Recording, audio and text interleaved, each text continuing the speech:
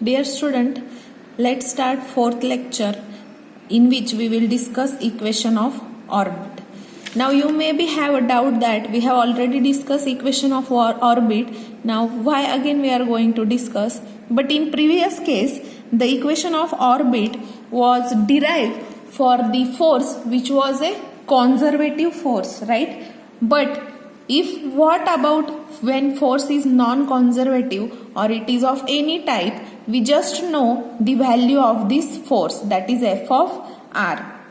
It is central force, but if it is conservative or non-conservative, if it is conservative, then what is equation of motion, that we have already discussed. But what about when our central force is other than the conservative force, that is any known value, then how to find equation of orbit, that we are going to discuss. Now we all know that the equation of motion subjected to central force field is, the equation of motion is mr double dot plus, or maybe I will write on RHS, so this will be equal to F of R plus L square upon mr cube. This was our equation number, I think 28. Check it out. So this equation we have already discussed, which is the equation of motion for an object which is subjected in a central force field. So we will use this equation. Now in this equation, this R double dot can be represented as d square R upon dt square. So what will be changed in this equation? I will get m d square R upon dt square is equals to F of R plus L square upon mr cube. Now let's say this is our equation number 35. We are continuing our numbers throughout the lectures. So this L, where this L, what is this L? Is a angular momentum, and that we have already defined as mr square theta dot, right? And this theta dot I can write as mr square d theta upon dt, correct? So let's say this is our equation number 36. Now from this I can say that d theta upon dt, if we equate these two terms, from this I can write d theta upon dt as, I will take this term on LHS, L upon mr square. This we are going to need, so I will put it in square bracket. Now if we are interested only in a shape of orbit, then we can do something simpler way. We can use some simpler way. Instead of solving this equation of motion as a function of r and theta, and this r and theta are function of t. But if we are interested only in shape of orbit, then we will only need the equation of motion which is a function of theta. Because see, in lecture 2 we have discussed that this path can be defined by this theta, right? As theta changes, you can write equation of motion as a function of theta, because only parameter theta is also a parameter which is able to define the shape of orbit. Therefore, instead of using r and theta as a function of time, we will convert the dt, that is, we will convert this dt in terms of d theta. So instead of using variable time as a parameter in this equation 35, because in this time is only the parameter which is function of all this equation, right? Because here derivative is with respect to time. So we will use variable theta and we will solve this for r of theta. So to do this, we will need to change the time derivative to theta derivative, and the corresponding relation between t and theta can be derived by following terms. Now let's define t relation between t and theta in terms of derivative. Now let me consider this term d by dt. Okay. Now what I will do, I will multiply by d theta and divide by d theta to this term. And I will write in this way, d theta upon dt into d upon d theta. What I have did, just multiplied and divide by d theta. If these two get cancelled, I will get this same term, right? So here, what is this term d theta upon dt? It is nothing but L upon mr square. So I can put L upon mr square d upon d theta. So we can change this d by dt in terms of d upon d theta if we multiply it to L upon mr square. So I am going to use this. So I will put it in bracket. I will need this equation. So we are going to put it in bracket. Now let me take the term dr upon dt. So what will be dr upon dt? Now in this equation, if you just put on both side r, what you will get here? Derivative now we are going to take off r. So dr upon dt equals to L upon mr square into dr upon d theta. What I did, I just used here variable r. We take derivative of r for this above equation and I got this equation. Now suppose I have to take here this r is function of theta, right? R is function of theta. We have to convert r as a function of theta. So since r is function of theta, we have to take it inside the derivative. And this term L upon m is constant. And if we have to take it inside the derivative, we must write d by dr of 1 by r with negative sign. Now if you took derivative of this term, you will get this equation. So I have written reverse step of derivative. Okay.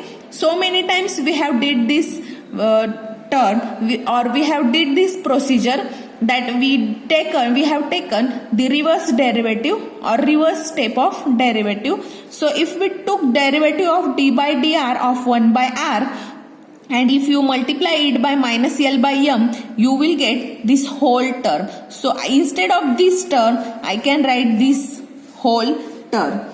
So here again we will need this term also. So I will make it some different mark.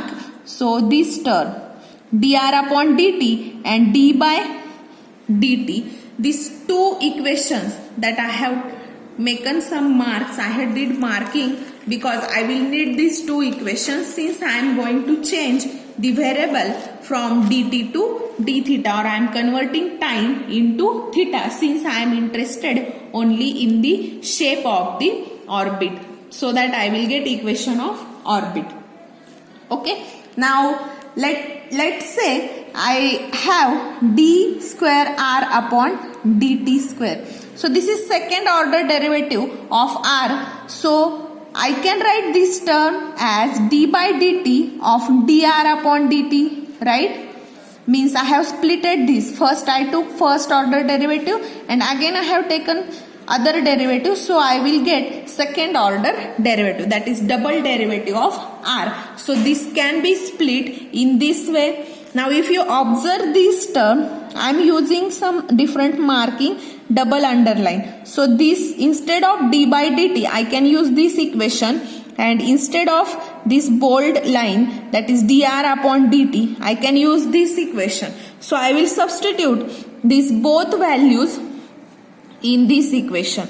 So instead of d by dt, we will put this term, and instead of dr upon dt, we will put this whole term. So what I will get, let me put instead of d by dt, this L upon m r square, okay, into d upon d theta, and Now this term, instead of dr upon dt, I have to put this whole term, that is minus, and these two terms are multiplied, so I have taken here multiplication, minus L upon m d upon dr of 1 upon r. Now let's say this is our equation number 37, and we have already used the change of variable in a previous lecture, that we have put u as 1 by r, that is change of variable. So we will use this u as 1 by r. So instead of 1 by r, I can put u. So what we will get? We will get d square r upon dt square is equals to, now here 1 upon r square. Okay, so what we will get? We will get, now see, this L and this L, we will get L minus L square. Now I am simplifying this L into minus L, I will get minus L square, m into m, I will get m square, and this 1 by r square means nothing but u square, since we are using this. So what is remain now? D by d theta of d square d theta. Let me do one correction. We did one mistake. See here, dr upon d theta is there, and by mistake I have written here d by dr. So please make this correct. I am very sorry for this mistake. See here, in this step, what we did, we took reverse step of derivative. During taking reverse step, here there should be d upon d theta, but by mistake I did here d by dr. Please make this correction, so it will come throughout this whole step. So what will be our next step? Here there will be d theta. So please make this correction. I am extremely sorry for this mistake. Now here, if you please make this clear, there is d theta over here, since here it is d theta. By mistake I wrote dr. So here d theta and again d by d theta, d by d theta. So I will get d square of d theta square of what? Now instead of 1 by r, I am putting it as a u. So I will get d square u upon d theta square. So let's say this is our equation number 39. And this u equals to 1 by r. I will say this as equation 38 and this as equation 39. Now what we will do? We will use equation number 38 and 39 in equation number 35.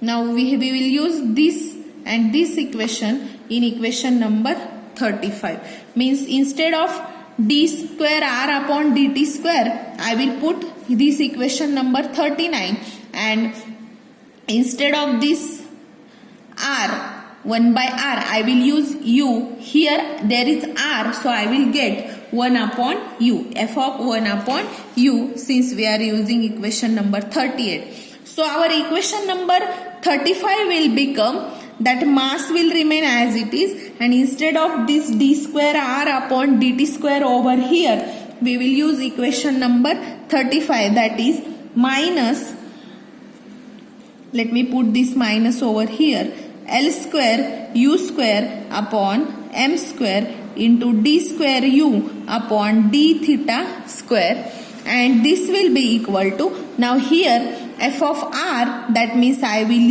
use f of 1 upon u plus, now instead of r cube 1 by r, I am using u, here 1 by r cube, so I will use u cube, so that I will get L square u cube upon what is remaining, that is mass m. Now here this mass will get cancelled with this m square, and what we will get, let me write that simplified equation so that it will get easy. So we will get L square minus L square u square upon m into d square u upon d theta square is equals to f of 1 upon u plus L square u cube upon m. Now we will make some mathematical steps so that we will get simplified form of this differential equation. Now take this term on RHS. So if we took this on RHS, what will remain on LHS? Just d square u upon d theta square. Now here this term, when going to RHS, this m is divided, it will become multiply, and this is multiplied, it will become divide. So I will get minus m upon L square u square, this f of 1 by u, and again this into this. So that what we'll get? We will get minus m upon L square u square into this L square u cube upon m. Now cancel those terms which are getting cancelled, which are similar. So these are cancellation. This u square will get cancelled with u cube. So what is the remaining term? That is d square u upon d theta square is equals to minus m upon L square u square f of 1 by u, and only here minus u will remain. Now take this minus u on LHS, it will become plus, so that we will get d square u upon d theta square plus u is equals to minus m upon L square u square f of 1 upon u. Let me say this equation as equation number 40, which is next equation number. So equation 40 is a differential equation for the orbit if force law f of r is known. So equation 40, which will give us the differential equation of the orbit, and when it is possible, when we know the value of f of r, which is called as force law. Means equation 40 is used to obtain the equation of orbit when force law is known to us. While in previous lecture we discussed that equation of orbit when force is conservative type of force. Also this equation gives us the differential equation for equation of orbit if force f of r is known. But what about when f of r is unknown and you have given equation of orbit? That is, this equation is also used to find the equation of orbit when equation of orbit is known to you as r, where they have given us r as a function of theta. Then we can find the force law. Means if they have given you equation of orbit, then also you can find force law, and conversely if you know the force law, you can find equation of orbit. These are the application of this equation number 45. Also the equation number 30 will give you the equation of a orbit when the force law is known. That is equation number 40 and equation number 30 will give you same result when force law f of r is known to you, or instead of f of r you know the potential is what? V of r, that is known to you. So this is all about the equation of orbit when force law f of r is known to you.